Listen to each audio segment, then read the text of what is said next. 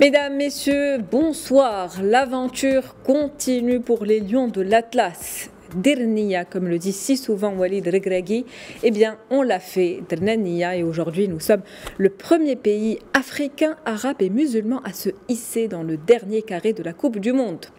Une prouesse historique qui rentrera dans les annales de l'histoire. L'étoile du mondial, c'est le surnom de notre 11 national. Les Lions d'Atlas ont fait un parcours exceptionnel et ils sont déterminés à écrire l'histoire en remportant la Coupe du Monde. Le miracle marocain fait parler de lui dans le monde entier, partout à travers la planète. Nos concitoyens de la diaspora sont fiers de leur équipe. La demi-finale Maroc-France, c'est mercredi à 20h. Un nouveau rendez-vous avec l'histoire et comme pour les précédents matchs, le Maroc répondra sans aucun doute présent. Un match très attendu. La défense des Lions de l'Atlas est robuste, étanche, solide. Un seul but encaissé et encore un but contre son camp depuis le début de la compétition. Et cet exploit résulte de la défense de fer de l'équipe nationale, la meilleure de ce mondial. Pour les Bleus, ce prochain duel s'annonce serré, d'autant plus que la qualité technique et individuelle des joueurs marocains a fait ses preuves et a su faire la différence lors des matchs qui se sont déjà joués. Soutenu par un public hors pair, le Royaume du Maroc porte l'espoir de tout un continent, le continent africain. Et c'est de ce match tant attendu que nous allons discuter ce soir avec Nassim El-Karf, journaliste à SNRT News. Bonsoir à vous. Merci d'avoir accepté notre invitation. Bonsoir et merci pour votre invitation. C'est un plaisir de vous avoir. Et avec nous aussi ce soir, Moustapha Tossa.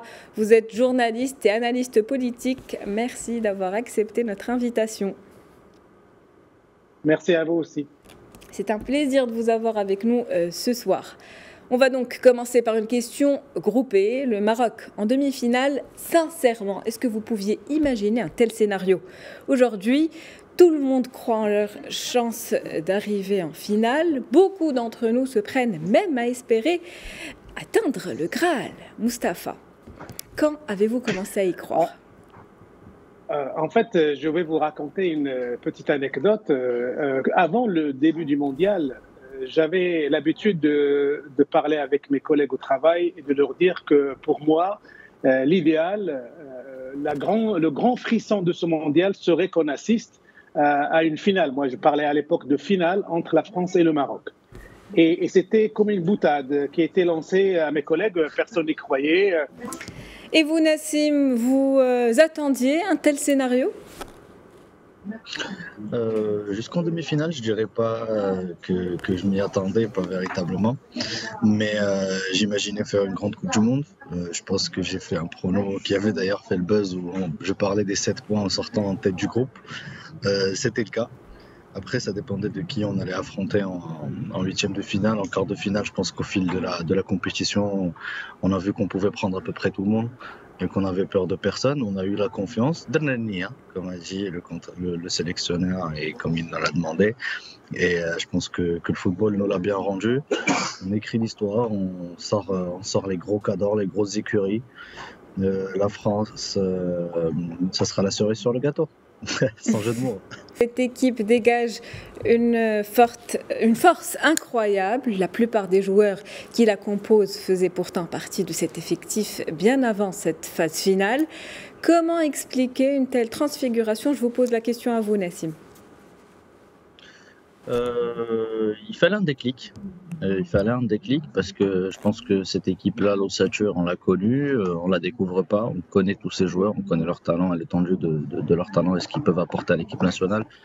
Je pense que ce soit pour Ounahi qui éclot, qui fait une exceptionnelle deuxième partie de Coupe du Monde, ou pour le gardien et pour la défense, ce sont tous des joueurs qu'on connaît. Il n'y a pas eu de grosses révélations lors de cette Coupe du Monde.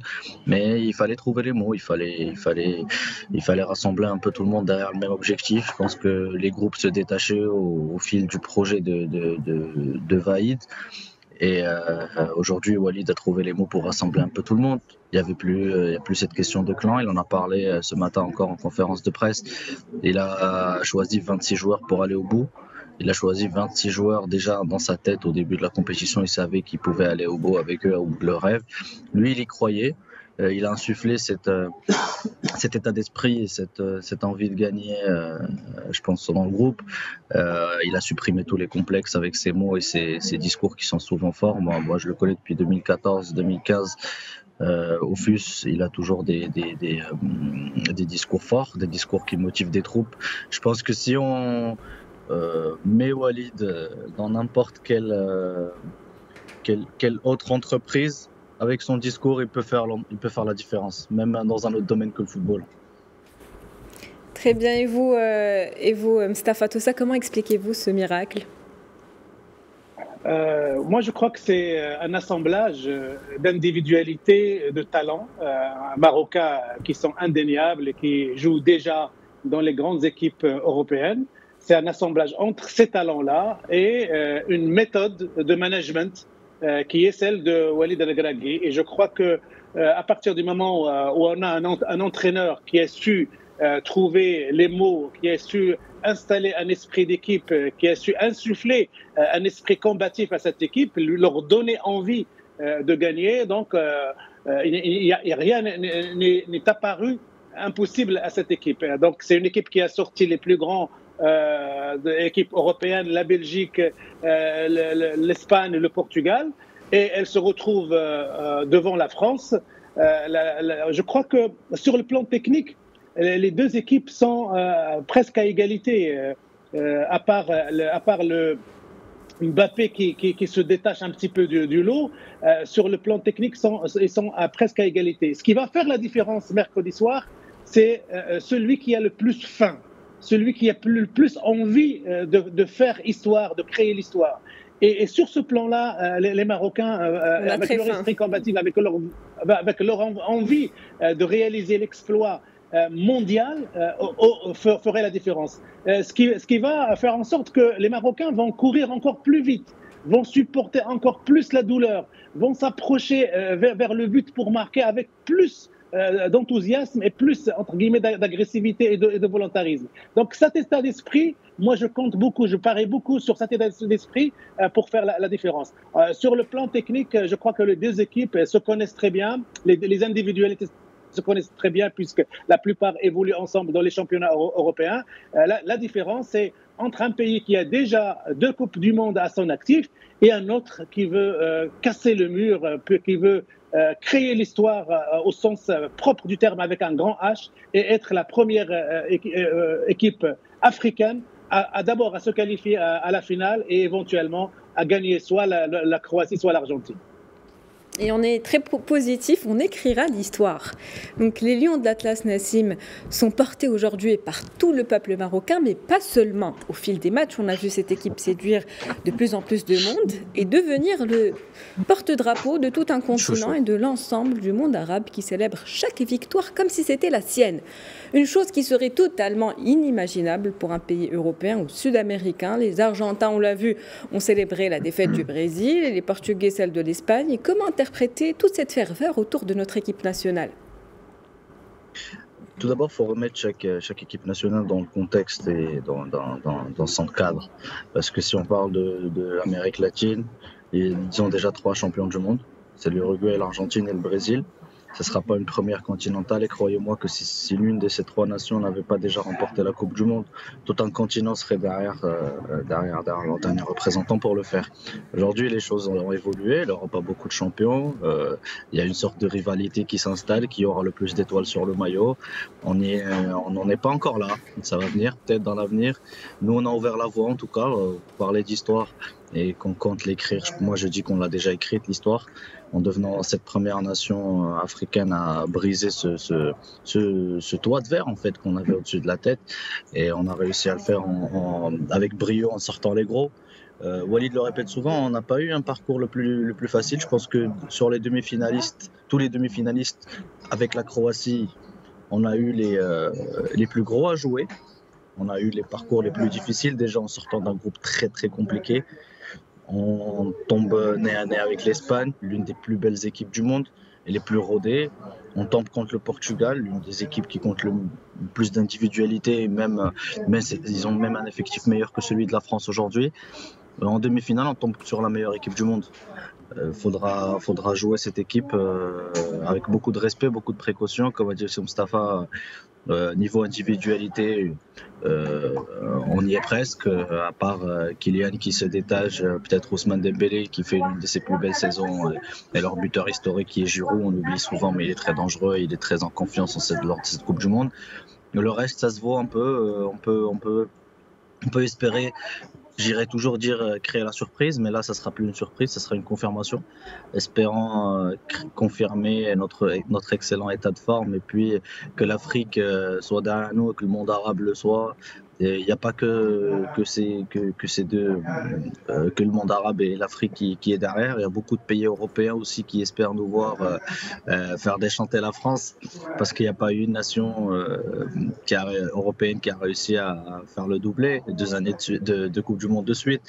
Donc il y a beaucoup de rivalité dans ce sport. Je pense que le soutien et toutes les bonnes ondes dont parlent souvent les sélectionneurs, les joueurs ils le sentent, et je pense qu'ils seront prêts à donner le maximum et à surtout se surpasser face aux champions du monde et face à la meilleure équipe du monde. Et vous, Mustapha, qu'est-ce que vous pouvez nous dire sur cette ferveur du public arabe, musulman et africain ? Ah oui, donc ça sera un élément supplémentaire. On parle beaucoup du public comme le 13e joueur sur le terrain. Effectivement, à Doha, demain à 20h, il y aura le Maroc avec l'Afrique, le monde arabe, une grande partie de l'Europe, une grande partie de l'Asie et de l'Amérique latine contre une équipe française. Parce que tout le monde rêverait que cette jeune équipe marocaine, cette surprenante et cette séduisante équipe marocaine puisse aller jusqu'au bout de son rêve. Moi, je voudrais simplement revenir sur les réactions et les perceptions françaises de ce match, notamment sportives. Et moi, j'ai écouté plein de commentateurs sportifs, notamment aussi l'entraîneur Didier Deschamps, et je peux vous garantir qu'ils prennent ce match très au sérieux. Ce n'est pas comme on dirait à l'époque, la France a des années-lumière d'une équipe marocaine du Maghreb ou d'Afrique. Non, ils ont, entre guillemets, ils ont peur de trébucher sur cette équipe, et ils appellent leur opinion, leur soutien, leurs fans à ne pas traiter avec de la hauteur et de la suprématie, entre guillemets, et presque du mépris cette équipe africaine. Il faut la prendre au sérieux, et ils ont peur que le Maroc réalise l'exploit. Et d'ailleurs, sur des plateaux de télévision, quand on distribue la parole pour faire des pronostics, on peut trouver bien sûr 3 ou 4 personnes qui disent que la France va gagner, mais aussi on peut trouver des personnes qui disent le Maroc peut créer la surprise. Donc à l'intérieur même, entre guillemets, du camp français, il y a des gens qui se disent que cette équipe qui a terrassé des pays européens comme la Belgique, l'Espagne et le Portugal, pourquoi il s'arrêterait au mur français? Donc, il y a ça aussi qui va jouer en termes de psychologie dans ce match. Mais pour revenir au public, effectivement, l'équipe marocaine porte l'espoir d'énormément de pays, de populations et de continents.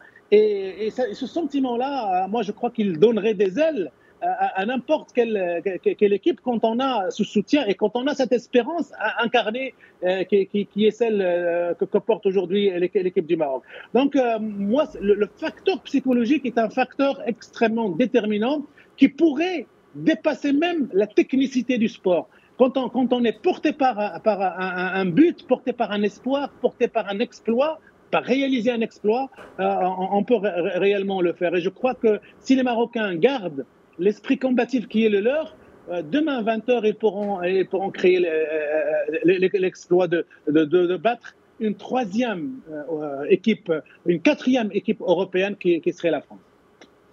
Et justement, Nassim, c'est la première fois de l'histoire de la Coupe du Monde que nous avons 3 continents, comme cela vient d'être évoqué. Qu'est-ce que ça vous évoque comme sentiment ? Pour moi, c'est un soulagement. Parce que là, je vous en parle et j'ai un peu les frissons parce que avec cette équipe nationale tout particulièrement, j'ai vécu, notre génération a vécu tellement de traumatismes, je le répéterai jamais assez. que ce succès est celui de tous les citoyens, de tous ceux qui ont suivi l'équipe nationale loin au Burundi, qui ont jubilé sur un but au Togo qui servait à rien juste parce qu'il était beau, qui ont suivi l'élimination en Tanzanie. Il y a eu beaucoup de mauvais souvenirs aujourd'hui qui sont tous effacés. L'Afrique est fière de nous. Je pense que on a toujours été les premiers. D'ailleurs, on a vu tout le temps les titres, jamais les premiers à porter ce drapeau dès qu'il s'agit d'un événement international comme ça. Aujourd'hui, on fait partie des 4 meilleures équipes du monde. Faut pas avoir honte de le dire. Avoir un parcours comme on l'a eu en Coupe du Monde, on n'a pas eu un parcours très facile. On a eu le plus difficile. On fait partie des 4 meilleurs avec la France, l'Argentine et la Croatie. On a le droit de rêver. Tant qu'on a fait, pourquoi pas. Mais aujourd'hui, je pense que ça rééquilibre. Pour répondre à votre question plus sérieusement, je pense qu'enfin voir les 3 continents en demi-finale, espérons que lors de la prochaine édition, on aura 4 avec l'Asie aussi qui va s'inviter et qui n'était pas si loin cette année avec le Japon et les performances de l'Arabie Saoudite. Dommage, ils ont manqué un peu de chance. Mais je pense que ça rééquilibre un peu le système. Walid en parle souvent, les spécialistes aussi. Aujourd'hui, ça dérange un peu qu'on parle beaucoup du style de jeu du Maroc, style défensif, qu'on propose rien, alors que c'est pas vrai. Peut-être que ça dérange de voir enfin une équipe africaine jouer à l'européenne. On a joué enfin à l'européenne avec beaucoup de discipline tactique. Enfin, on a appliqué tout ce qui nous manquait avant. Tout le temps avant, on disait on nous manquait un petit quelque chose pour faire l'exploit.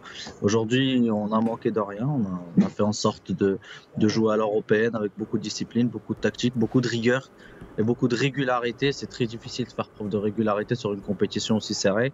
On joue tous les 3 jours, 4 jours. Des matchs très très intenses, même nous derrière notre poste de télévision au stade, on n'arrivait pas à respirer, l'air était irrespirable face au Portugal lors des 30 premières minutes. Je pense qu'avec l'enchaînement des matchs, on a fait preuve de beaucoup de régularité et ça, on le doit grandement à notre staff technique, au staff médical qui font un énorme travail et à la mentalité des joueurs qui arrivent enfin à changer parce que on est venu pour changer les mentalités, comme le dit encore le sélectionneur, et je pense qu'aujourd'hui toutes les mentalités ont changé, on a commencé à croire en notre rêve et on touche l'or du bout des doigts. Pourquoi pas? De toute façon, on va jouer les 7 matchs quoi qu'il arrive. Donc on aura forcément touché une médaille. Un sans faute donc du Maroc, le parcours était difficile et les victoires méritées. Mustapha Tossa, l'Afrique et ses 54 continents n'est représentée que par 5 équipes au mondial. C'est totalement inéquitable quand on voit que les fédérations sud-américaines ont droit à 4 tickets pour la phase finale de la Coupe du Monde. Est-ce qu'on comprend mieux le palmarès de certains pays ? Oui, on le comprend mieux, mais je crois que cet exploit marocain va changer les visions et va changer les rapports de force. Je crois quand même à l'intérieur des grandes instances du foot mondial. On ne verrait plus ces continents et ces pays de la même manière. Par exemple, je rappelle simplement que le Maroc a récemment fait la demande d'organiser une Coupe du Monde et il a échoué. Pour de multiples raisons sur lesquelles on ne va pas revenir aujourd'hui. Mais à partir de cet exploit de maintenant et de demain, les choses vont changer.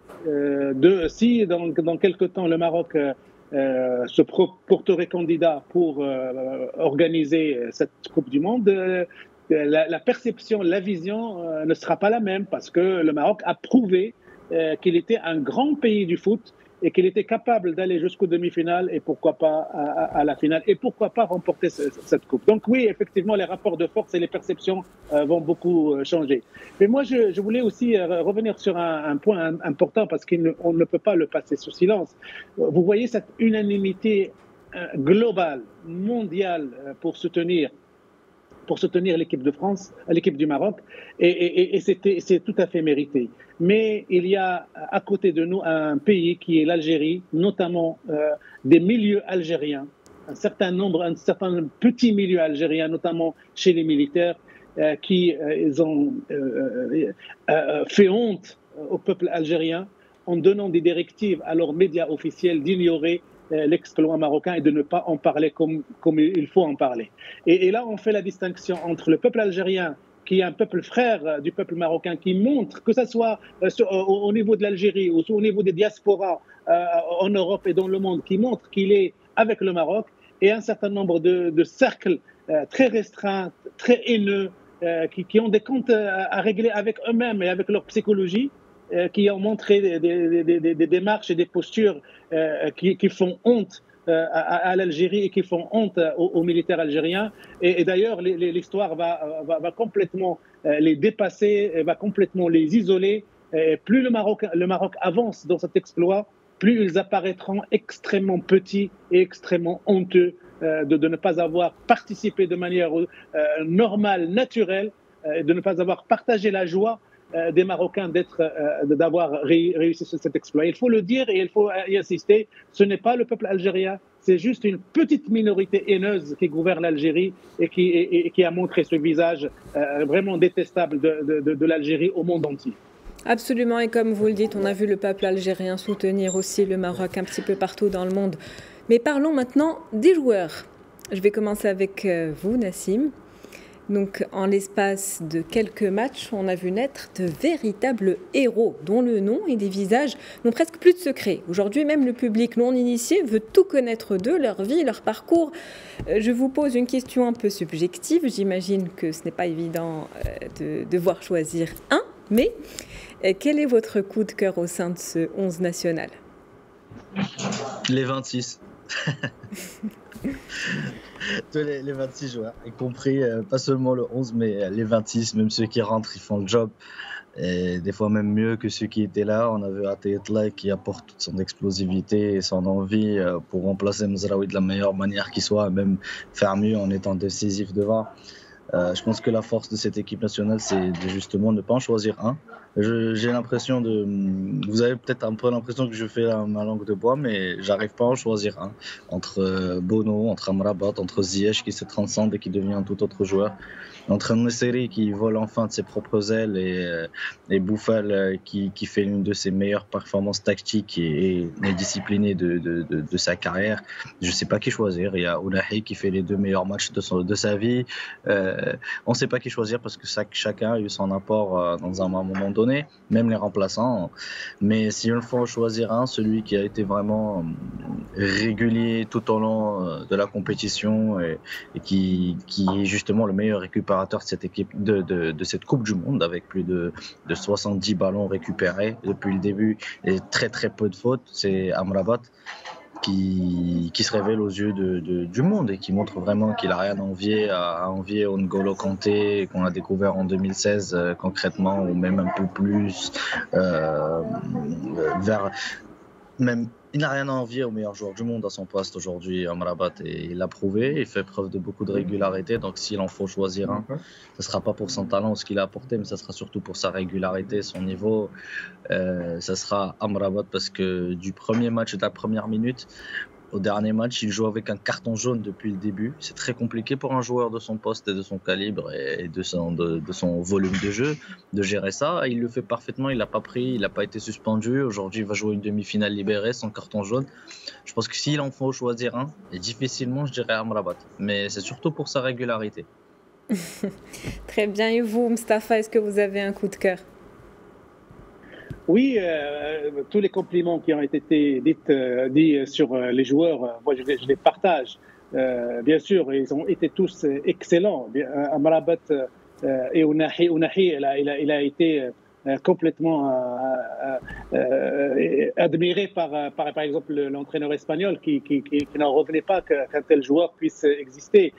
Ziyech aussi, Bouffal aussi, mais moi j'ai un double coup de cœur. Parce qu'ils ont été décisifs aussi. C'est le buteur, Nusayri, ça c'est extrêmement important, le buteur, mais aussi le gardien de but.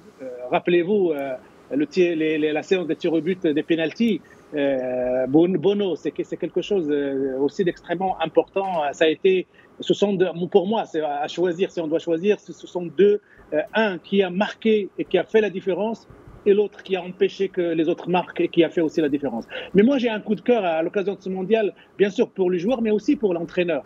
Parce qu'en fait, moi, pendant cette Coupe du Monde, et bien avant cette Coupe du Monde, je suivais les conférences de presse et les interventions dans les réseaux sociaux notamment de Walid Regragui. Et moi, j'ai été totalement séduit par sa personnalité, par sa spontanéité, par sa manière de coacher, de manager, de parler, de communiquer. Donc, c'est une personnalité séduisante et moi, je ne me suis pas étonné que cet homme-là, que cette personnalité-là ait un effet presque magique sur les joueurs et a été capable de leur insuffler cet esprit combatif pour aller jusqu'au bout. Donc, Walid Regragui est en plus, pour une des premières fois où on fait appel à un cadre marocain, même s'il a vécu en France, mais un cadre marocain qui porte la marocanité dans sa personnalité. Donc, moi, je trouve que c'est extrêmement important. Et moi, ma révélation personnelle à moi, c'est ce Walid Regragui comme entraîneur, comme meneur d'hommes, comme encadreur, comme manager de l'équipe et comme symbole de cette équipe qui veut absolument réaliser des exploits et gagner l'inimaginable, pourquoi pas. Nassim, vous avez parlé des 26 comme coup de cœur, mais si vous deviez choisir, ce serait Sofiane Mrabt, qui est l'un des pivots de la sélection marocaine. Donc, il a explosé lors de ce mondial. Il joue depuis 2020 avec le club Fiorentina. Le club italien a déboursé près de 20 millions d'euros pour ce joueur. Et depuis le début du mondial, son prix de départ a été fixé à 40 millions. Une somme qui peut encore flamber selon vous ? Là, ça reste. On va aller dans la subjectivité de ce qu'il peut apporter, et son âge et beaucoup de choses. Moi, je voulais, avant de parler d'Amraout, revenir sur un point très important que c'était Mustafa pour rester dans le débat. C'était par rapport à Regragui et sa spontanéité. Moi, je la décris surtout d'une spontanéité très calculée, parce que il va pas rester dans la spontanéité ouverte. Il va aller dire ce qu'il a sur le cœur sans calculer ce qu'il peut avoir après comme répercussion. Non, au contraire. C'est quelqu'un qui sait ce qu'il dit, mais il choisit très bien ses mots, il touche un peu sa cible, comme on dit, qui est les médias, qui est monsieur tout le monde, monsieur qui comprend rien au football, monsieur qui le découvre à peine, et le passionné du foot. Il choisit le mot qui va leur parler tous ensemble en même temps. Donc ça, c'est déjà très très bien, mais c'est pour ça que je la décris surtout d'une spontanéité calculée, parce qu'il sait ce qu'il fait.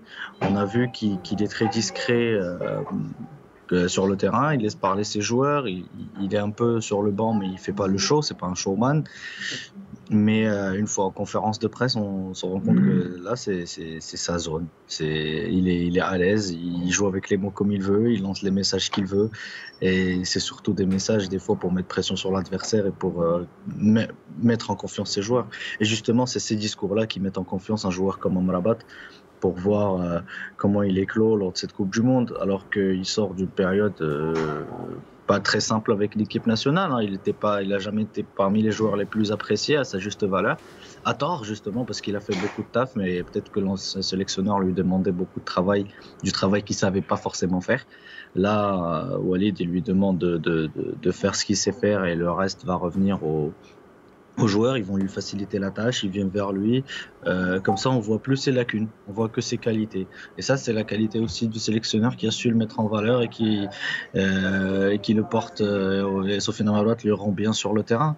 Aujourd'hui, on voit un joueur en confiance, un joueur. Il sait que le monde entier parle de lui. Il est prêt à exploser tous les records et tous les compteurs. Croyez-moi que face à la France, il sera injouable.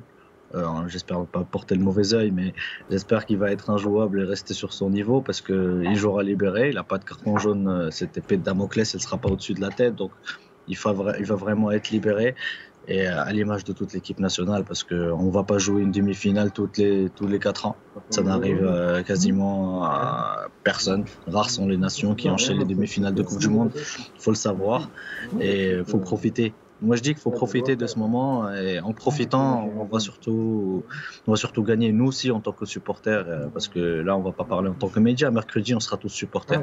Il faut qu'on profite, parce que c'est un moment historique qu'on va vivre, avec tous les frissons qui vont avec, avant de penser aux valeurs des joueurs et tout. Il faut vraiment profiter, les voir jouer comme des gamins, ça n'a pas de prix. Tout à fait. Donc, Mustafa Tossa, on a aussi assisté à la confirmation de Ziyech et de son statut de joueur clé, un joueur offensif, talentueux, qui s'implique beaucoup en défense depuis le début de la compétition, n'est-ce pas ? Oui, et surtout quand on rappelle les polémiques avant sur le fait de le faire venir ou pas, de faire venir un certain nombre de joueurs ou pas. Ce qui se passe aujourd'hui conforte la stratégie de Walid Regragui, conforte les choix de Walid Regragui, le casting de Walid Regragui. Et donc, c'est quelque chose de tout à fait évident. Mais moi, je voulais aussi, puisqu'on parle du match de demain soir, mercredi 20h, moi, je voudrais rendre hommage à la une du journal L'Équipe qui, ces derniers temps, est totalement inspirée sur le Maroc. Et la dernière une montre Hakimi en face de Mbappé, une belle photo, et avec ce titre-là, les demi-frères. Les demi avec les demi-finales, mais aussi demi-frères. Et comme les deux joueurs se connaissent très bien et jouent en même temps ensemble au Paris Saint-Germain et se fréquentent. D'ailleurs, apparemment, récemment, Kylian Mbappé avait profité d'une journée de repos pour aller rendre une visite à l'hôtel des joueurs marocains pour rencontrer Hakimi. Donc, c'est un match passionnel. Et c'est un face-à-face de deux grands joueurs qui sont devenus des mythes actuellement du football, le Marocain Hakimi et le Français Kylian Mbappé. Donc ça déclenche une telle passion ici en France, ce match, que on ne parle que de ça matin, midi et soir. Bien sûr, j'imagine que c'est tout à fait justifié au Maroc parce que c'est une première, mais en France, il y a une telle passion parce qu'il y a aussi les doubles nationaux qui sont tiraillés, pas tous, mais dont certains sont tiraillés entre le soutien au Maroc, leur pays d'origine, leur pays de cœur, et le soutien de la France, leur pays de vie, leur pays d'aujourd'hui.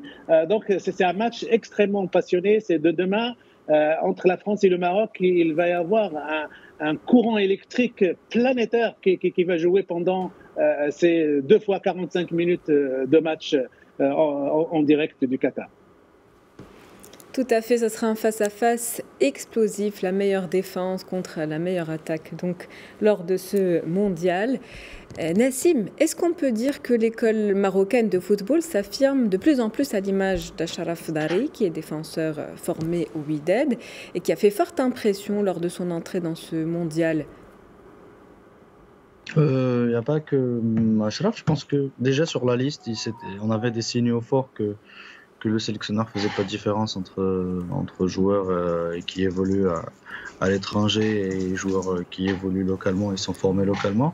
Pour une première, je pense depuis les années 90, on était à 11 joueurs sur les 26 convoqués qui étaient formés au Maroc, je pense aux 2 gardiens, 2 sur 3. Bono et Tchagnouti sont formés ici localement. En défense, on a Yamek, Banoun, Achraf Dari, Yahya Atiyatla, Naïf Agred aussi qui est passé par l'académie, on a des Ounahi passés par l'académie, Yahya Jebran qui joue au Wydad, en attaque Hamdallah, Nseri qui sont des enfants du pays. Donc ça fait quand même plaisir et je pense qu'aujourd'hui, on le dit de manière courante, quelle langue vous parlez dans votre vestiaire où les joueurs ils sont de différentes origines. Aujourd'hui, la Darija prime, tout le monde s'adapte déjà à cette Darija parce que la majorité des joueurs parlent en Darija. Ça fait plaisir. Et puis, ça rassemble un peu. Et ça permet aux Marocains, justement, de se projeter, de s'y voir et de développer ce sentiment d'appartenance au final. Parce que quand on voit des enfants du pays réussir et le faire et pleurer dans les bras de leur maman, on s'y voit nous aussi. Donc, il n'y a pas que la réussite du football marocain, c'est aussi une réussite de notre culture, de ce qu'on fait montrer aux gens, de voilà la culture marocaine. Ardat al-Walid et Nia, ces termes-là qu'on prenait des fois, qui basculent aussi un peu dans l'irrationnel, mais l'irrationnel fait partie du football, je le dirai jamais assez aussi. Moi, ce qui me touche forcément encore plus, c'est voir enfin ces joueurs formés localement qui sont considérés à leur juste valeur. Voilà, je cherchais le mot depuis tout à l'heure, mais ils sont enfin considérés à leur juste valeur. On ne fait plus la différence. On a fini contre le Portugal de Cristiano Ronaldo qui jouait sa dernière Coupe du Monde avec une défense composée essentiellement de joueurs formés à la Botola, plus Achraf Hakimi. Donc c'est quelque chose qu'on n'aurait pas vu les années d'avant. Aujourd'hui, on le voit. Et ils ont parfaitement fait le taf et je pense que tout le monde est fier d'eux. Je pense qu'ils ont mis un terme au débat Aujourd'hui, ils le disent dans le football, c'est un terme utilisé dans le jargon, l'etrel kiqdi. Ça veut dire celui qui rentre, il fait le job, et ils l'ont parfaitement justifié et justifié la confiance de leur entraîneur. Un mot, Mustapha Tossa, sur l'école marocaine? Oui, c'est vrai que moi je rappelle simplement qu'au début des exploits marocains, il y avait des mauvaises langues qui voulaient minimiser l'importance de ces exploits en disant que oui, de toute façon, ce sont des joueurs qui jouent tous dans les championnats européens et il n'y a aucun mérite pour le Maroc. C'est les clubs européens qui ont formé, alors que c'est tout à fait faux et c'est pas vrai du tout. C'est vrai qu'il y a des grandes individualités et des talents marocains qui jouent à l'extérieur, mais cet exploit n'est pas le produit du hasard, n'est pas une coïncidence.